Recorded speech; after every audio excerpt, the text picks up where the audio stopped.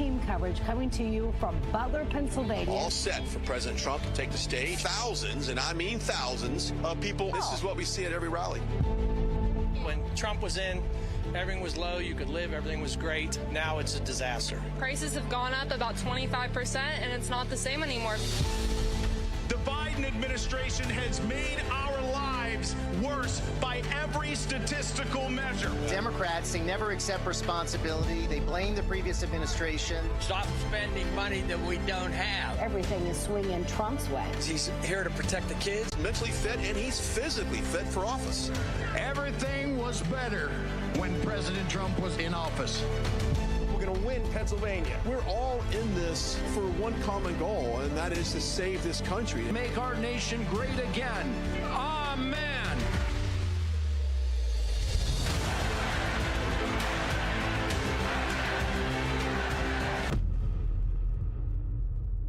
Take a look at what happened.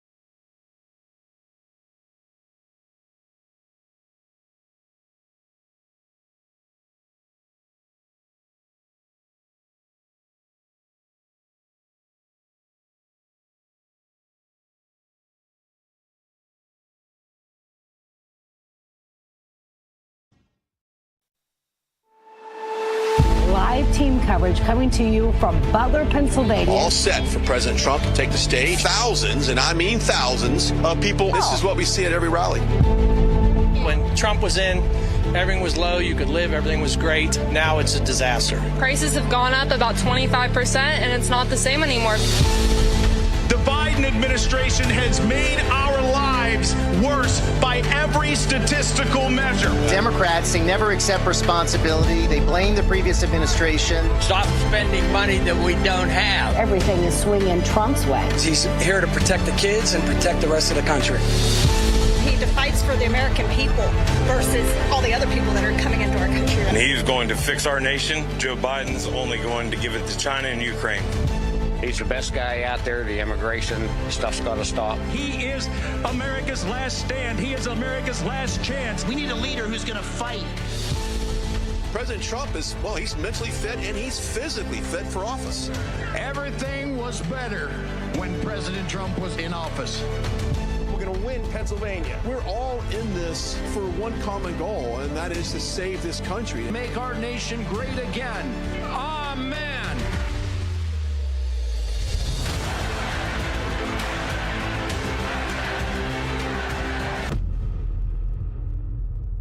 Take a look at what happened.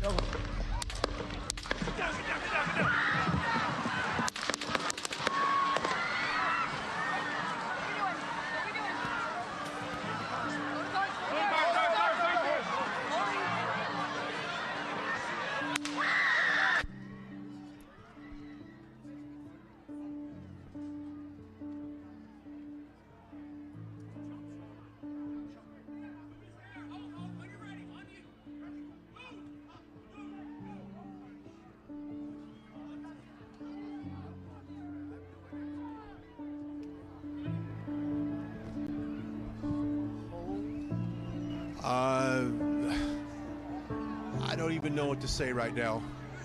Apparently, we have shots fired. Apparently, there are medics at the podium right now.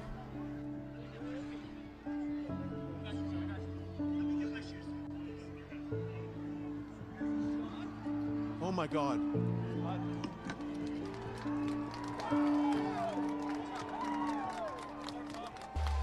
Okay, yes! Yes! Yes!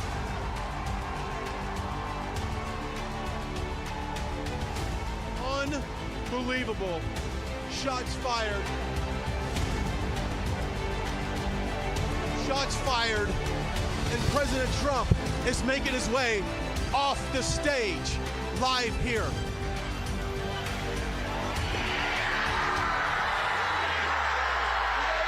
Would you ever imagine that you and I would be talking about an attempted assassination on a president? I do believe he's going to be okay. He was bleeding from behind his ear. It was inches away from going into his brain and killing the former president. Now reporting again that the shooter is dead. A bystander, sadly, was also killed. Real America's Voice right now has both the most fact-based and responsible reporting that I can see out there right now. President Trump is okay.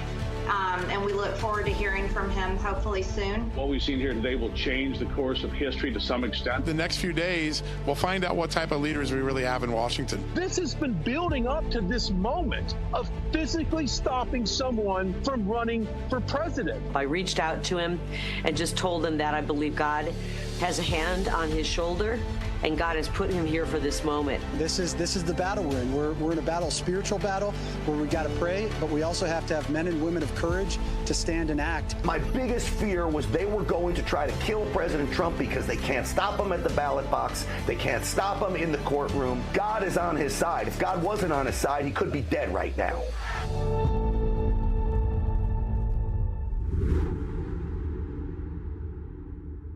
See something that said, take a look at what happened.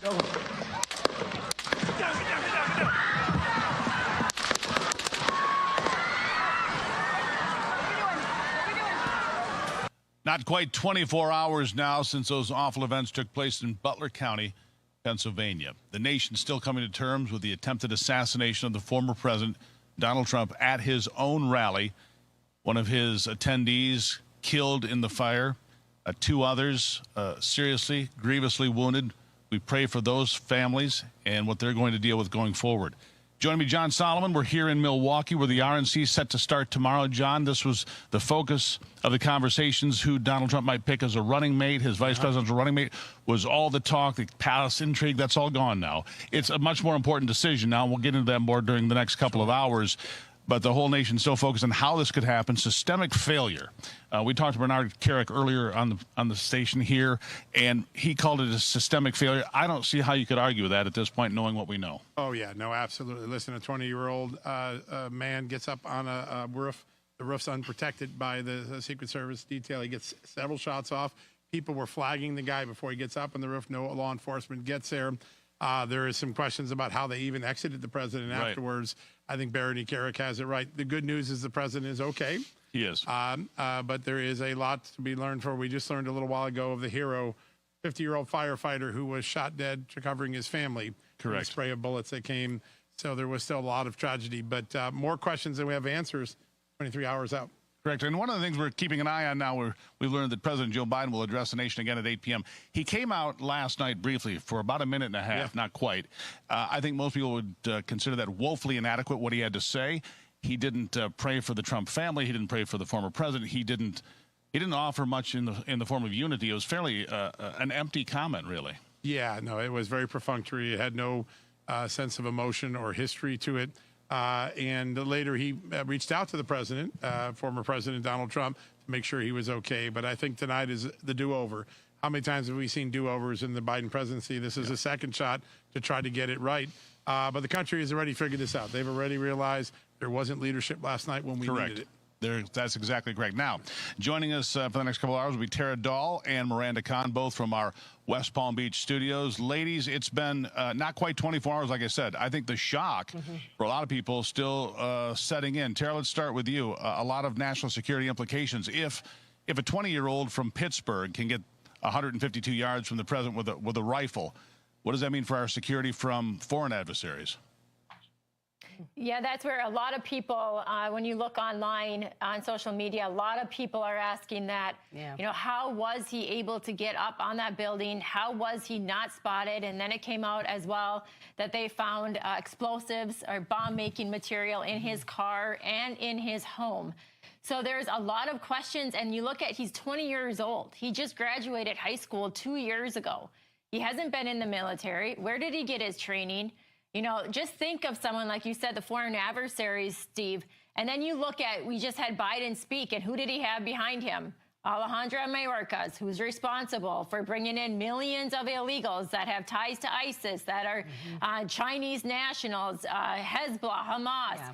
2 million known gotaways that we have no idea who they are in our country. So to see him behind Biden, and then you look at the national security threat, you know, you have to ask the questions. Who was behind this? How did a 20-year-old young kid be able to almost attempted this assassination that failed, thank God, by a miracle of God that it did fail. But who's behind it? There's some serious questions. And one thing that Biden said was that I did, as soon as I heard it, did not resonate at all, is trust the FBI to do their jobs. Well, I'm someone that's going to say, no, I do not trust the FBI to do a thorough investigation of who's behind this. I think that's true of millions of Americans. And Miranda, will have you weigh in here in just a moment. But first, I want to get to our first guest. We're going to have a lot of important people here with us, several members of Congress coming up the next couple of hours you're going to want to hear from. But we're going to start with Jonathan Shuttlesworth. He hosts Check the News right here on Real America's Voice. Jonathan, thank you for being here. All right, it's been about 22 hours, just shy of that. As the nation absorbs this shock, and it really is a shock to the system, what are your first takeaways? Jonathan, are you with us? I don't have any audio. We'll come back to Jonathan in just a moment. All right, well, we'll come back to him in just a moment. So, Miranda, I'm going to come back to you now as we absorb this shock as a nation collectively. This is a shock to the American family. This is a shock to the nation as a whole. Yep. Where are you now, about 22 hours after the fact? Yeah, I think it's still setting in. I mean, yesterday I just kind of went into journalistic mode, you know, if you will. I was actually on the phone with our boss with Real America's Voice, and I said, I think it's just now starting to set in. But I kind of put my emotions aside and was like, you know, that's not my job right now. My job is to gather the facts and present them to the American people and bring some calmness to a very chaotic situation. So, you know, it's sad. It's still shocking. I'm like I said, it's still setting in. And when I look at that, I get chills. When I see him come up and be defiant and resilient with his fist in the air. And I've been, you know, last night I prayed with my husband for Trump's family, the victim's family. And, you know, we did see a slight shift. I mean, obviously the reviews were bad last night when it came to Joe's press briefing. He delivered another one later, like not that long ago. And he did bring up unity several times, which he didn't do last night. He did mention prayers. He did actually speak with President Trump, but he only talked about the firefighter who sadly lost his life, the father of two who was I think there's a mix of emotion. He did. There's a mix of emotion, but he didn't mention the other victims, and I thought that was very odd. Yeah. Well, it seems odd to all of us, considering he should have the best information available to Joe Biden, should have it right at his fingertips before he had just come out of the Situation Room when he gave that briefing. One thing he did call for, and it goes back to our interview with Bernie Carrick a few hours ago. He said that he does believe we need an independent commission to investigate what happened here. That's a big shift for President Biden, who normally likes to keep everything inside. So it tells you how much there is doubt about what happened, that even the president is going to get behind an independent commission. And when I say mix of emotion, I felt everything that Miranda felt. You know, there's this an urge to tear up in some way, to say, you know, almost that 9/11 feeling of what a horrible thing to have happen. But there's also anger. How do we let a 20-year-old get to 152 yards with a clean shot? A clean shot. All right, we're going to bring in Jonathan Shuttlesworth now.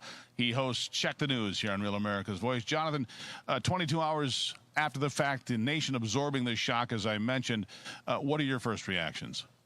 I'm 40 minutes south of where it took place. My wife was planning on going. It's one county north of me. I'm stunned. I'm stunned that happened. I think even though I'm a pastor, I don't like to write things off to supernatural protection. In this case, I do believe it was the hand of God taking something that the devil meant to destroy our country, and it's going to flip it. I don't see any way the Biden campaign can come back from this now. And I think that's the main takeaway, other than obviously the tragedy and loss of life, which is awful. But this flipped everything. Trump was already up in the polls. There's none out since this happened. I don't see him not cleaning up in the election. I don't think there's enough ballot printing machines to do anything about it. Yeah, you know, and John, I think that's what struck a lot of us. You know, he gets knocked to the floor. Yep. He gets shot, and he says, wait. And he makes sure that he assures the nation that he is okay. Somehow he survives. And look, it's a half an inch. It is. And the whole story is different. And people say, I mean, it's half an inch. And all he has to do is turn his head slightly. And Jonathan, I don't disagree with you there. That could be really a divine intervention. Yeah, listen, it is a miracle that he's alive. It's a miracle that more people weren't wounded. You look at the bullet that goes right by the president's head in the other direction, not by the ear that he gets hit, and you realize how close this was. Again, the biggest question now is, how are we going to keep people secure? And what happened to the Secret Service, an agency that we've just come to be so good? Expect them always to get the job done right. Epic failure. And there does seem to be some question of failure and resourcing as well. But we'll see. We'll see what happens. There are a lot of brave men and women in the Secret Service, but there clearly were some glaring security lapses in this event. Jonathan, let me ask you this. Obviously, you're there in the state of Pennsylvania. The state of Pennsylvania was already trending toward Donald Trump, and I think you're exactly on the money here. I think it puts Pennsylvania in Trump's column. I don't think it's coming back for Joe Biden, and I don't think it will come back for any other Democrat for that matter. What say you? I'm with you. Trump, the real clear polling average was +5 going into this. So I think it's over. Trump won at a -4 in 2016. He led in the polls for like 3 days ever. So to be in a position where you're +2, +3 before this happened, I think he's going to get a massive bump in the polls. And to your Secret Service point, when you watch, nobody wants to be a conspiracy theorist, but sometimes it's hard not to be. When you watch Secret Service have eyes on the guy on the roof for 7 minutes before it happened. We were watching the video before we came on Real America's Voice. You know, they're looking at him. They had him sighted in. That's how they shot him so quickly after the assassin fired the bullet. What? I'd like to hear the explanation. If you say that's crazy, what's the explanation for what went on yesterday? How do you see somebody on a roof 150 yards from a presidential candidate? And I don't care if it's a lady in a sundress with strawberries. She should be tackled, let alone a guy bear crawling on the roof with a rifle. You assume he's a law enforcement agent? That I want answers. Yeah, and people were Jonathan, screaming out at the guy to the police. That's one of the things. Mm-hmm. That's the thing. It was, you know, and you're seeing on social media that it wasn't the Secret Service that saved Trump. It was Trump supporters that saved him, or when he turned his head. And so the fact that you had the bystanders for 2 to 3 minutes, he said that witness said that on the BBC interview. For 2 to 3 minutes, he said, I was trying to notify the law enforcement. But Jonathan, I want to ask you as a pastor, you know, in Pennsylvania, what are you hearing? You know, the power of prayer. Clearly, we saw the hand of God yesterday in this moment. We saw prayers being answered. Can you just talk to us about the importance of prayer, the importance of turning back to God right now in our nation? Well, the scripture that's quoted all the time, 2 Chronicles 7:14, if my people that are called by my name will humble themselves and pray and turn from their wicked ways, I will hear from heaven and I will heal their land. That's why it's important to pray for a nation, because what did you see yesterday? That's the top security firm that you could have access to in the world, and they were useless. So without the hand of God, the hand of man can't do much. But the reason I've never given up on America is because you still have God in the mix. And God said he would never get so angry at a nation that he would abandon them. If you ever will call on me, I will hear you and I will heal your land. And I think what we saw 24 hours ago, not even 24 hours ago, is what the devil meant for bad. God has a great way all through the Bible. When the devil does something to destroy something, God flips it on him and uses it for good. And that's exactly what this is.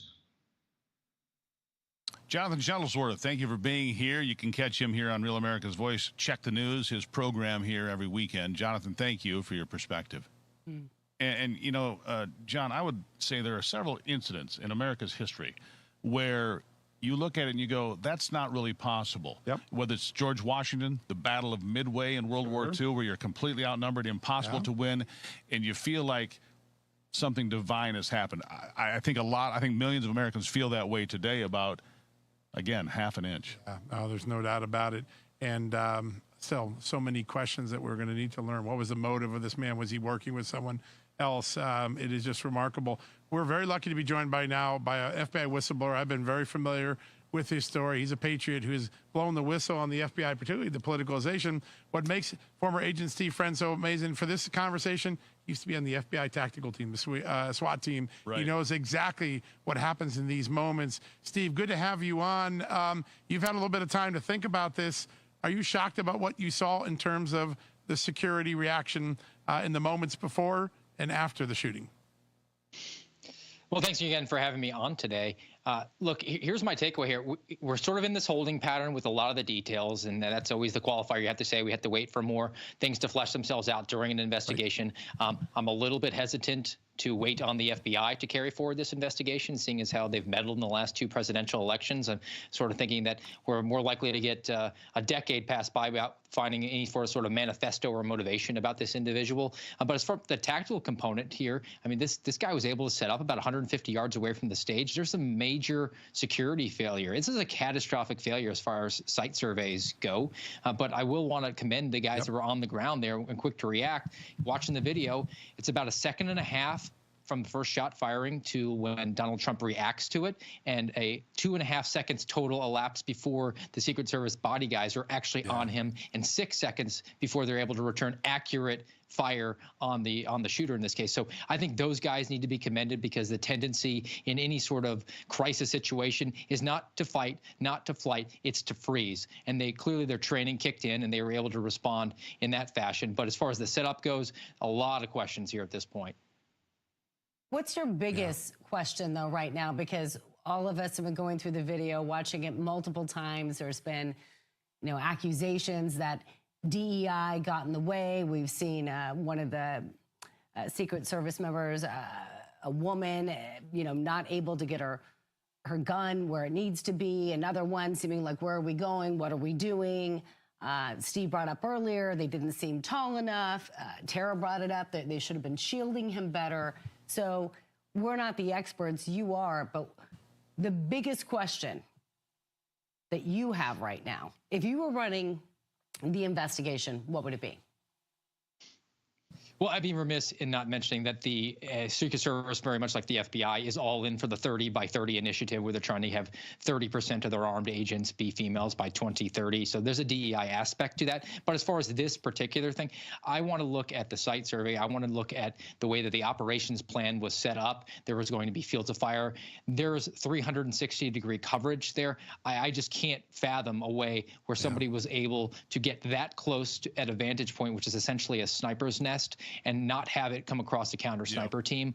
That to me is a catastrophic failure, or there's something else nefarious afoot here. I want an explanation for that. I'm not going to hold my breath on an FBI investigation. That's why I would actually like to see the congressional Republicans, as part of their budget fight, fund an independent investigation that runs parallel to what the FBI is able to do, so that we can have maybe a little bit of transparency.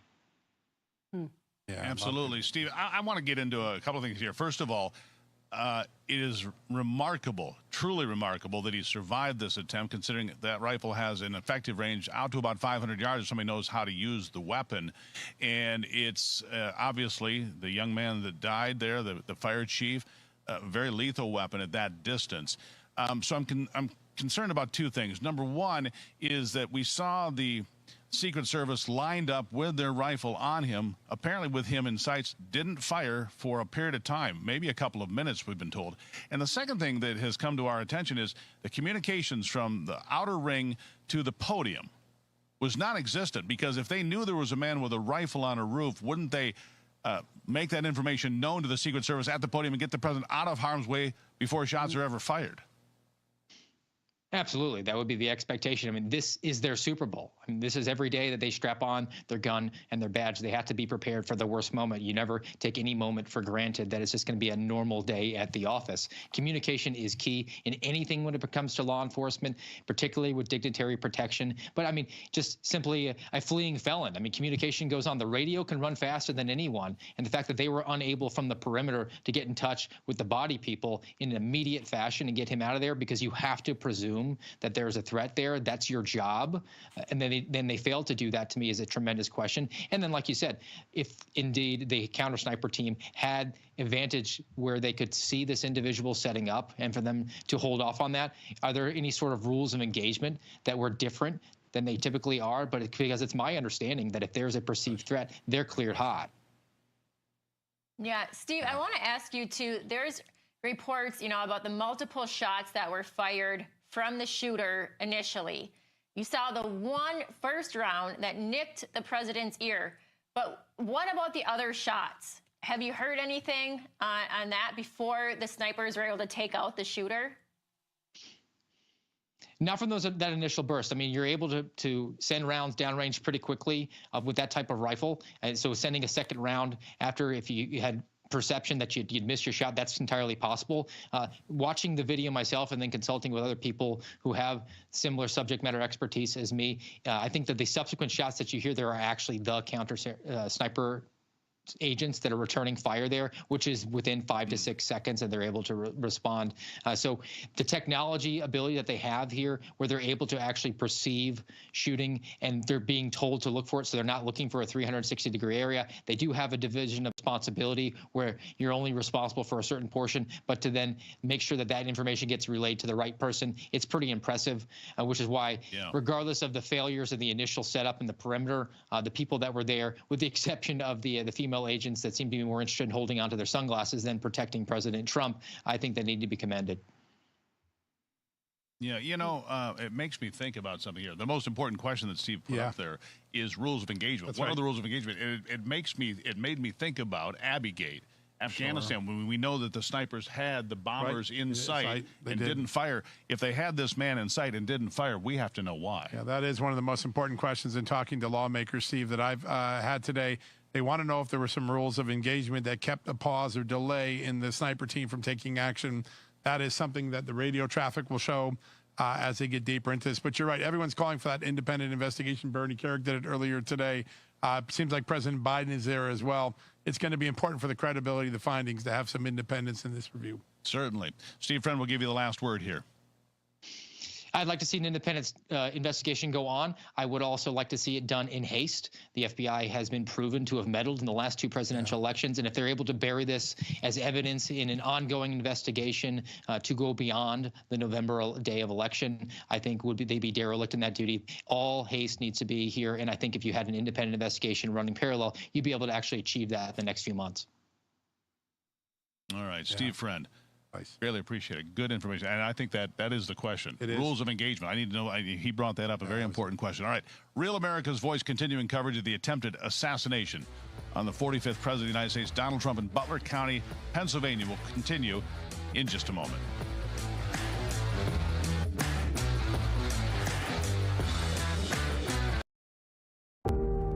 This is the most important night of Joe Biden's presidency. We're all going to learn whether or not it was a good idea or an epic failure. It's the one shot he's got to get even. It's a powerful moment. President Trump is extremely sharp. He's going to bring 1 billion people to worldwide tonight, the most watched political event. I think President Trump is going to hit a home run tonight. People are turning towards Trump. There are people out there that are hurting, that want hope, This is an important night for our country. that want to hear from someone how they're going to make their life better. The American people are suffering. Biden's lies aren't going to work anymore. The American people can't be fooled anymore. It's very expensive to live right now, and up underneath President Trump's leadership, we didn't have this. Patriots on their feet and can't wait for this debate. Is there a Joe Biden watch party anywhere? I have not heard of any Joe Biden debate watch parties. It's been a great night with you guys, but we want to go out to the CNN debate right now. Gentlemen, thanks so much for being here. Let's begin the debate. He inherited almost no inflation, and then it blew up under his leadership. With the COVID, with dealing with everything we have to do with. What this man has done is absolutely criminal. The idea that they're gonna, I'm proposing that everybody, they pay the millionaires. Our country is being destroyed as you and I sit up here and waste a lot of time on this debate. This shouldn't be a debate. He is the worst president. He wants open borders. He wants our country to either be destroyed or he wants to pick up those people as voters. If he wins this election, our country doesn't have a chance, not even a chance.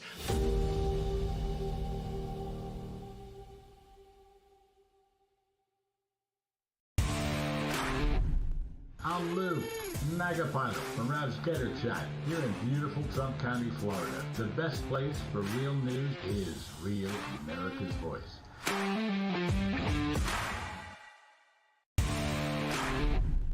Hi, this is Kelly Renee from Northern California Hills, MAGA country. The reason I watch Real America's Voice is for the faith, the family, and the freedom. Giddy up!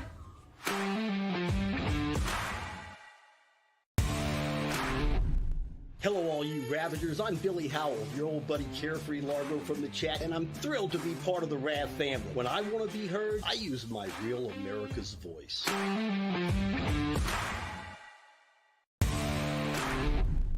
Hey guys, my name is Jeff. I'm from Massachusetts. I love Rav because of the free speech and the political wranglings that go on in the chat every day.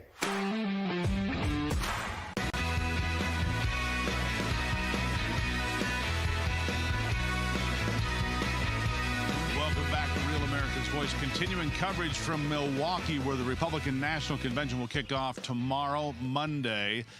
We've got a lot of breaking news to bring to you now. John Solomon sitting here with me, always on top of it. Just the News. If you want to keep up with you, justthenews.com. You've got two important stories. Two very important developments. So word just 2 minutes ago, President Trump will be coming to the Republican National Committee Convention tonight. He's arriving in Milwaukee tonight. It's a little bit earlier than expected. Right. Sets up a potential announcement tomorrow morning or tonight VP. With the vice president. Yep. But that's the first thing, so we know what the president's movement is.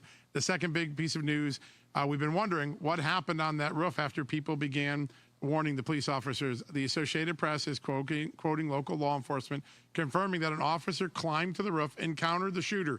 The shooter shot at him. He began to go back down the ladder to find some safety before the shooter then turned his gun on President Trump. That further raises those questions that we've been saying about what's communicating on the outer perimeter and the officers on the front of. So here's my question, and what we have to sort out. Yep. How long between shots, if he shot at the police officer, how did the Secret Service on the podium not know that there had been a shot fired anywhere within a mile of that place, right? That would be my question, and it brings me back to rules of engagement. John, that's huge news. It is. We'll see if we can get that confirmed ourselves, but the Associated Press has that. All right. Well, joining us now, Lara Logan, needs no introduction, of course. Somebody who has traveled the world, been in hot landing zones all over. Lara, greatly appreciate you being here. 22 hours now, and the question here is, how can a Secret Service agent appear to have the shooter in his sights and not pull the trigger before the shooter started firing at Donald Trump? It's a remarkable circumstance that Donald Trump survived that assassination attempt. 22 hours on, what are your takeaways? Well, like John, right, I'm a real journalist, so I'm always very conscious of what we don't know. And as he pointed out, there's some very significant questions that need to be answered here. But since that is such a significant point, I did speak to a number of snipers this morning. One of them was a counter sniper on a presidential detail for many, many years. And I spoke to other people in law enforcement and asked that very question, right? If you see somebody with a rifle, how long is it, if you're on counter sniper detail, right? How long is it before you can take that shot? And who's calling the shots there? And so one of the snipers that I spoke to said, when you see somebody, remember, they're using very sophisticated scopes. So what they see through their scope is very different to what we see with the naked eye. And yet, the shooter was so close to where Trump was speaking. We were roughly around 150 meters, right? And if you look at the average U.S. soldier in the infantry is trained to be a marksman from 300 meters just through your iron sights without a scope or anything like that. And everyone I've spoken to who knows how to shoot or was trained says you could literally, the Secret Service that were with Trump inside the venue could have looked up and seen that shooter on that roof. That's how close he was. Right. And so and for people to understand, it's not just the Secret Service detail that's on the ground that is responsible for the security at that event. Before anything happens anywhere, there is always an advance team. And it is the responsibility of the advance team to go in there and look at every single possibility and to take absolute and clear control of the entire area. So there should be no cluster of buildings within easy range of where the president is going to be speaking that you do not have absolute control. And your point about the communications between the guy taking the shot or the people outside who could see this person with a rifle and the team that's inside, which allowed, where you see no indication from them that they're aware of any issue before the first shots are fired, that is a very significant question for anyone who works on this and who has run those kind of details or been on those details. They know that should never have happened. So there's a breakdown there. And most importantly, when you say to people, okay, well, how long before you can take that shot? I mean, if you see someone with a weapon pointed at the president, I mean, you take the shot. It should be instant. I mean, it's seconds, right? And so, I mean, John, that new reporting from the Associated Press should be very straightforward. That's right. The rules of engagement do not really change. Okay. And so that's a question here. What were the rules of engagement? What were the instructions from the advance team? Did they or did they not have full control over the area? I mean, obviously they didn't, because somebody breached that perimeter and was able to climb that building. And, if the reporting from the Associated Press that you just mentioned, John, if that's accurate, that raises even more questions. It is not uncommon for Secret Service to use local law enforcement, right? I mean, that's very typical. But I think one of the unspoken things here that is not being addressed is what has happened internally within the Secret Service. There were other protocols that were not followed. For example, the principal who you're protecting is not supposed to walk. Right? You're supposed to pick them up and take them to the armored vehicle. Now, perhaps that wasn't possible in this situation. Perhaps there wasn't room for the armored vehicle. That's why they had to bring the vehicle to where, that's why they had to bring Trump to that vehicle. And he's ambulatory at the time, but it certainly raises questions from people who are trained in this, because those are not the ideal protocols to have been followed. They may have been dictated by the circumstances. We just don't know enough. We're not inside the investigation. But the things that do not make sense to anyone is that there is no way that a Secret Service advanced detail can go into that area and not secure those buildings. The one thing that none of the people who are trained in this believe is that they had no oversight over those buildings. That is the hardest thing for them to come to terms with. Yeah. Yeah, that's a great point. Laura, this Secret Service has had signs of distress for the last year or so. We had the video footage about 8 months ago that we broke here in Real America's Voice, where they let Kamala Harris go by an undetected explosive device at the Democratic National Committee. There's been altercations on the job between supervisors and an agent. And there have been other warning signs. In fact, just 2 months ago, agents for the Secret Service were circulating a petition trying to get attention to Congress that the agency was in some distress. How does that sort of affect the early look that an independent commission or Congress may take at this? Well, let me put it to you the way that one law enforcement officer put it to me when I spoke to him about this. His words were that the political class, basically what they've done inside these agencies, and it's not just the Secret Service, it's all across the board, from the FBI to the military and so on, is they have allowed the political class to push out the warriors or the warrior clan, if you like. And so you have this systematic breakdown of these organizations from within. And to, many of the people involved, this is what you're looking at. Because if you will often see, if you've been to Mar-a-Lago or other places, that a lot of the Secret Service agents are very young. Sometimes you see them and they're not in good shape. Other times, you see a lot more women. It has been reported, obviously, that the head of the Secret Service is a female, and she's got these goals of getting the Secret Service 30% female. I'm a strong, independent woman, right? I mean, I climbed mountains in Afghanistan when I was 8.5 months pregnant in full body armor, carrying a pack. Okay, so I am not suggesting for 1 second that women shouldn't rise in any profession. However, there are, serious questions to be asked when your hiring priorities are not the efficiency and the skill of your institution and your systems and your standards and your personnel. When that is not your priority, there are many people within law enforcement and within the military today who believe that this was inevitable, that you were going to see this. Now, at the same time, I don't want to be giving anybody a free pass and playing the, was a failure of security, right? I mean, when people said January 6th was a failure of training and a failure of security, that was just ridiculous, because obviously it wasn't. That doesn't give people a free pass. You set the conditions to get the result that you want. It's no secret. You don't have to be a brain surgeon to understand that when you go into combat, you really don't care about anything else except that the person to your left or to your right is the best possible fighter that you can get. You don't want pilots. Exactly. When you've got an airplane in the sky, nobody wants a pilot that was hired because of the color of their skin. Nobody. Regardless of what the color of their skin is, right? Is what you want is to land safely. So it's the same thing here. If you erode your institutions with an ideology that clearly at its core is designed to break down the efficiency and the skill and the operational environment of that organization, you end up with what you have here.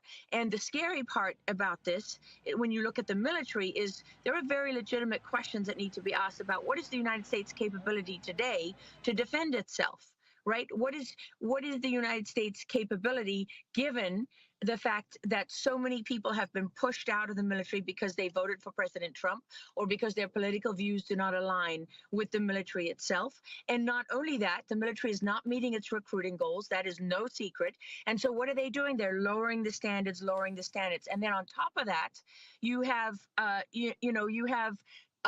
many people that have been speaking out because of what has happened to the vaccine injured.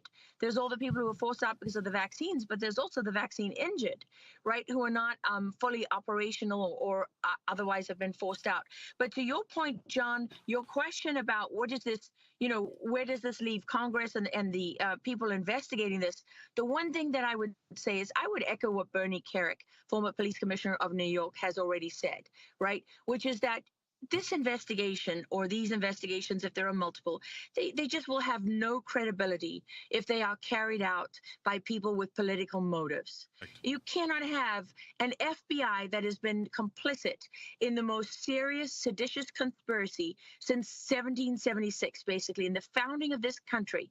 We have never seen anything like what happened. The collusion across the agencies, from the intelligence agencies to the FBI to the Department of Justice, to the political organizations. Let's not forget, John, I know you've done so much reporting on this, and honestly, you were so far ahead of everybody on Ukraine. Your reporting was so important there because, what you revealed is that you have non-governmental organizations who are using the United States government as an arm of their political ideology, that were running U.S. policy through the U.S. embassies paid for by U.S. taxpayers. And when you exposed that, what happened? They went after you. And the FBI and the intelligence agencies and the political establishment from both parties, they closed ranks to punish people who tell the truth. There are real whistleblowers who have been exposing the federal government, for example, on what they've discovered at the southern border and how they are actually trafficking hundreds of thousands of kids. And what is the response to that? You get a political response, right? Instead of people saying, this is reprehensible, no American, whether they're Democrat or Republican, wants their tax dollars spent on trafficking kids, which, let's face it, is the industrialized and organized rape and murder of children for money, right? That's what you're talking about. They don't want that done with their tax dollars. Yeah. So whatever committee looks into this right now is going to have to be, there has to be independent investigators that are going to get to the truth of this. Has to be outside eyes. that's No it. question. Otherwise, Has to be there's outside eyes. It has to be outside eyes. It cannot be like the January 6th Select Committee, which was a complete charade, That's right. which violated all of the rules, which was just, which was just designed to further a false narrative and really persecute and torture Americans for exercising I don't their think America will constitutional accept rights. that now. Yeah, I don't think America will accept that right now. All right, Logan, greatly appreciate your insights and your experience on this. I think that there has to be an independent survey, an independent investigation, not the FBI, not the Secret Service. Lara Logan, thank you very much. I mean, we have to figure out what happened here. We do. The country's trust in its institutions are at an all-time low, and the last thing you want is a lack of trust in the Secret Service, given the lack of trust we already have in the FBI. We got to get outside this and get it quickly. I think the other point that Steve Friend made, speed matters in this time. We've got 4 more months of protecting presidential candidates, RFK, Joe Biden, Donald Trump. Knowing in days, not months, is going to be an important piece, at least the early factors. And in case you're just joining us, John, breaking the news now that Donald Trump will be here in Milwaukee tonight. That's right. So that's a big bit of a news breaking here. Yep. Will he announce a VP tonight, tomorrow morning?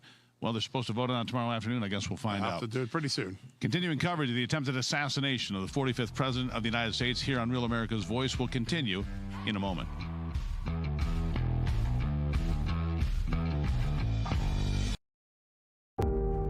This is the most important night of Joe Biden's presidency. We're all going to learn whether or not it was a good idea or an epic failure. It's the one shot he's got to get even. It's a powerful moment. President Trump is extremely sharp. He's going to bring 1 billion people to worldwide tonight, the most watched political event. I think President Trump is going to hit a home run tonight. People are turning towards Trump. There are people out there that are hurting, that want hope. This is an important night for our country. That want to hear from someone how they're going to make their life better. The American people are suffering. Biden's lies aren't going to work anymore. The American people can't be fooled anymore. It's very expensive to live right now, and up underneath President Trump's leadership, we didn't have this. Patriots on their feet and can't wait for this debate.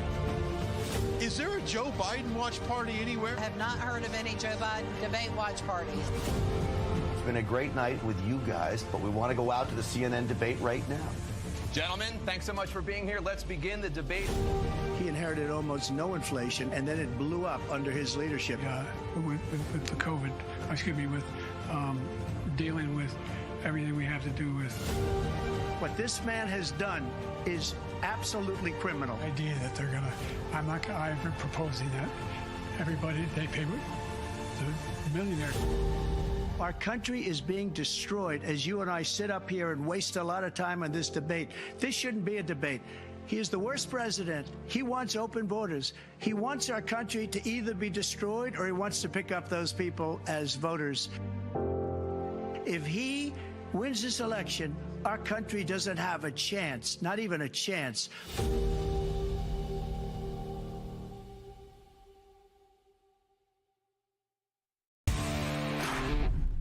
I'm Lou, Mega Pilot from Rav's Getter Chat here in beautiful Trump County, Florida. The best place for real news is Real America's Voice.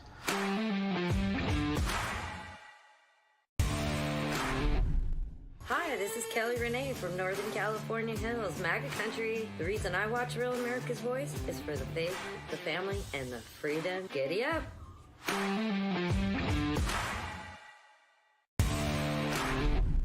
Hello, all you Ravagers. I'm Billy Howell, your old buddy Carefree Largo from the chat, and I'm thrilled to be part of the Rav family. When I want to be heard, I use my Real America's Voice.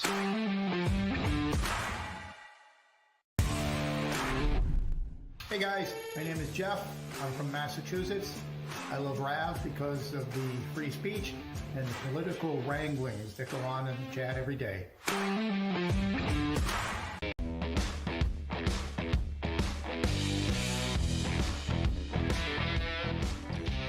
Welcome back to Milwaukee, where the Republican National Convention will begin tomorrow, Monday, but we have just learned Donald Trump coming into town tonight. Chatter on Twitter, apparently, according to some folks here. Nikki Haley could be in town. We don't know what that means. Don't know if it's true. It's unverified, but I'm just sharing that with you. Now, I do want to share with you what Donald Trump just released here, John. I'll share it with you. Post on Truth Social. Based on yesterday's terrible events, I was going to delay my trip to Wisconsin and the Republican National Convention by 2 days. But have just decided that I cannot allow a shooter or potential assassin to force change to scheduling or anything else. Therefore, I'll be leaving for Milwaukee as scheduled at 3:30 p.m. today. Thank you, Donald J. Trump. I think it's an incredibly important move. Look, when he came up from the floor yesterday and raised his fist and said, "Fight," it's an iconic image that will live in America forever. Him coming to Milwaukee early is a power move, I say. And honestly, I believe this election's over. Well, listen, there's one thing the president has said and projected every second in this crisis. First off, be defiant. Don't allow the people who are trying to ruin this country to have their way. And that you see this again today. I was going to take a couple days and delay it. No, I'm showing up. I'm staying on schedule. No shooter is going to stop me. The second is resilience. Get off the ground and just keep fighting. There's too much at stake. And I think the president really has done that with words and actions over the last 23 hours. Yeah, absolutely. We've got Congressman Andy Biggs joining us now to weigh in on this. Congressman, 23 hours, horrible events in Pennsylvania. And let's just be honest about this again. But for about a half an inch, and but for the grace of God, we'd be having a very different conversation right now. Congressman, thank you for being here. What are your impressions so far? Yeah, my first impression is, President Trump has demonstrated that he is an incredible, resilient leader for a country that needs his leadership, his resilience, his optimism. He's the most optimistic person I know. He's also one of the strongest persons I know. And then thank God for, it's just a quick turn of the head that probably saved his life and saved this country and from the difficulties that would come if he had been assassinated.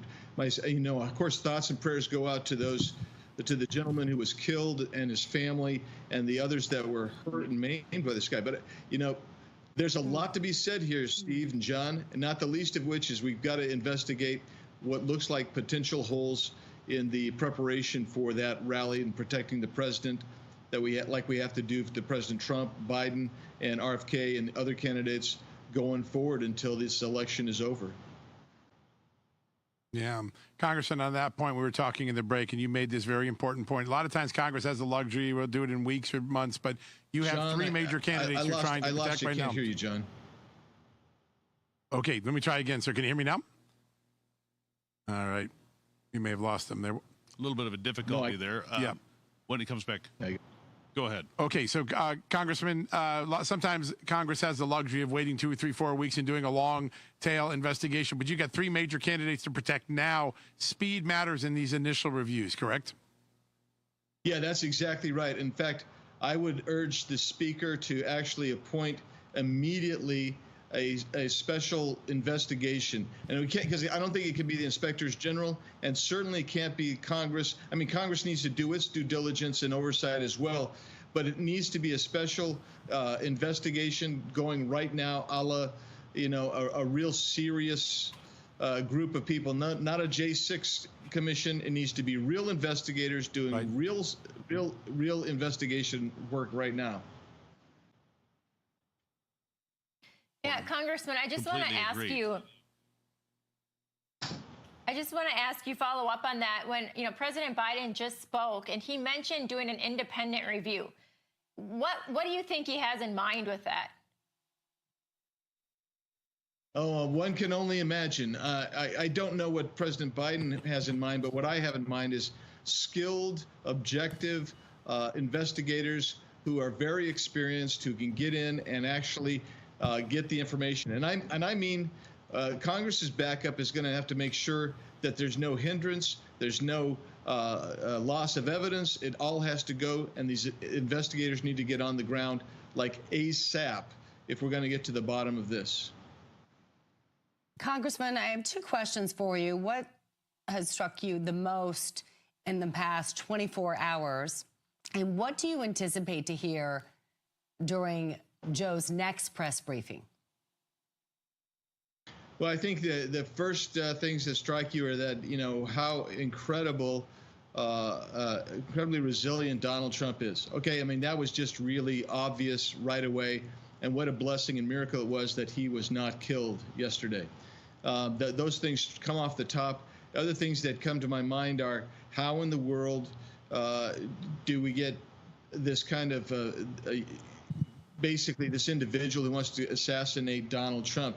And I think of the rhetoric that's out there. I think of, I was so ticked off as I remembered early on. I mean, almost immediately I thought, this is what Benny Thompson was trying to do. He was trying to get rid of the social, the protection for Donald Trump with his bill. And that's the kind of rhetoric. And at the time when that came out, and I probably was talking to you, John, when that came out, I said, this is basically someone who's saying, we're going to give you license to try to kill Donald Trump. They've tried every which way they possibly can to get at Donald Trump. And now you resort to this. And that's the problems that we have. Those are some of the thoughts that I had. I mean, I'm just like everybody else, had a congeries of thoughts. Yeah, Congressman, I just want to ask you, Yeah, they are. Yes, they are. Yesterday was such a historic day, and it really shifted our nation. Where do you see our country going moving forward?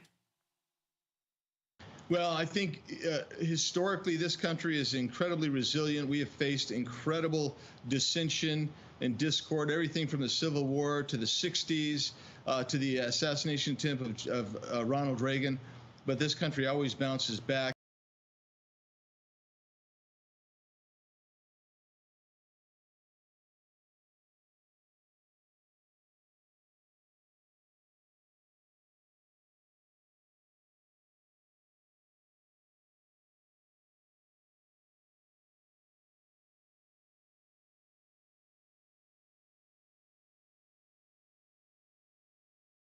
Okay, here's OBS mic going.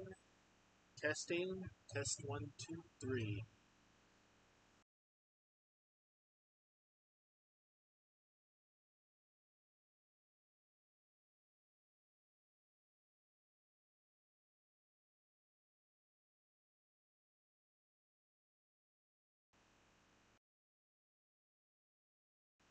Test 1, 2, 3, OBS mic.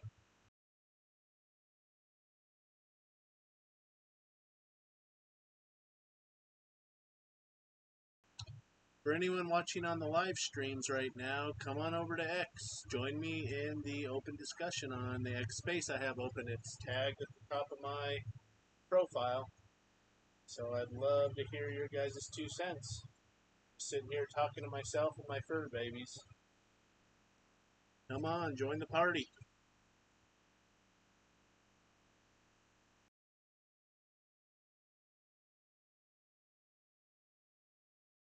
And we move to what I call equilibrium, and that's the rule of law. And I think, and I hope and pray that that's where we go. We go back to the rule of law, where we can actually trust our government institutions, where right now there's incredible mistrust in the institutions, and that comes from everything from, abusing FISA power to the rhetoric that comes out that accuses people like Donald Trump of being Nazis or any of his followers. Remember, never forget the red speech of Joe Biden, and anybody who supports Donald Trump was couched as a Nazi or fascist. Those are the types of things I hope go away, and we get back to talking not crosswise with ad hominem attacks, but actually move into a series of discussions that allow us to credibly think of policy and how we invoke the rule of law and protect and preserve this great nation. I think that's what'll happen. Yeah, civility. We need so much of it right now. You're always civil, sir. I want to bring you up to speed on 2 things that have just happened in the last couple of minutes. Justin News has just talked and confirmed to this. The FBI does not believe that this shooter suffered from any mental illness, meaning his acts were intentional and willing. Secondly, they're treating it as an act of domestic terrorism. What do those 2 statements from the FBI just a few minutes ago tell you about where this investigation might head? Well, I would not have thought this guy had mental illness based on what we've seen. So that's an important thing, because that indicates he was rational, made that rational choice. That's important, and it indicates that the investigation is going to go with who might have known of his planning. What did he let on? But the second thing is, this notion of calling it domestic terrorism, until you know that there's been some kind of relationship between this guy and some other people creating terrorism, it is what it is an assassination attempt. The problem with the FBI is they actually had the office in Charlottesville claimed that if you believed in the Latin Catholic Mass, that could be domestic terrorism. You had the DOD with doing a series of slideshows in training saying right to life and pro-life groups are domestic terrorists or potentially domestic terrorists. Let's not use that really loaded term. Let's call it what it is. This is an assassination attempt, and let's find out if it was solo or conspiracy. Congressman, here's what I want to ask you, because what I'm hearing here is a culmination of policies that have led us to where we were yesterday afternoon. And what I mean by that, the degradation of police departments around the country, the defund the police movements, the lowering of standards at the Secret Service, the U.S. military, and elsewhere, are all of these bad policy decisions. I'm just going to call them, they're bad policy decisions pursued by those on the left that resulted in this. Do we have not enough local law enforcement to do the job to secure the outside perimeter to help the Secret Service? Has the Secret Service lowered its standards to a point where we don't have the right people in the right positions to protect somebody like a president or a former president? As you look at this, is this the culmination, the predictable outcome of bad choices by politicians? Well, Steve, I don't want to get into that fully because we haven't done the actual investigation, but I'm going to just piggyback on what you said. When you have the current Secret Service director saying that she's going to hire 30% women, that doesn't tell me that she's going to hire 30% of merit-based new employees. And that's what you want in your police forces. You want merit-based. You want people who are committed to doing the job, and you want to make sure that they have adequate training and funding.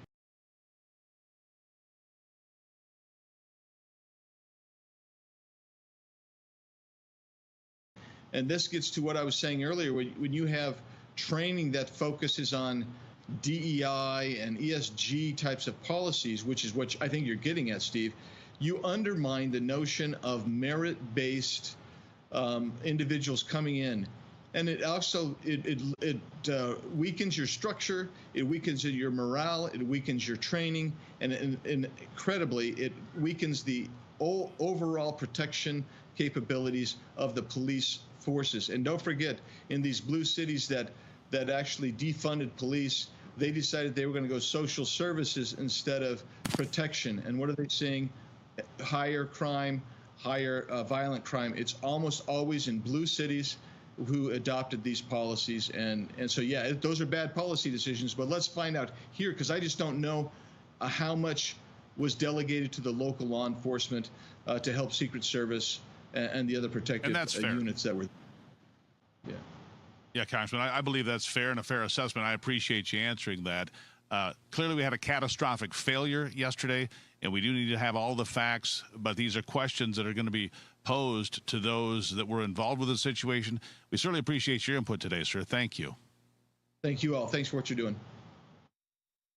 Really appreciate it. And he's right. We don't want to jump to conclusions, but these are all questions going to be asked, and obviously he's in a position to answer some of these important questions. Absolutely. And, you know, he sits on judiciary. He's such a thoughtful investigator.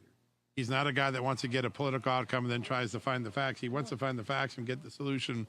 And I think you saw that in what he just said, that is got to be what we got here. Facts and a decision that rises above politics. That's right. Live from Milwaukee, this is Real America's Voice, continuing coverage of the attempted assassination attempt on Donald Trump. July 13, 2024, Butler County, Pennsylvania. Just a horrible situation as we continue to sort it out. America basically in shock right now. We'll continue after this.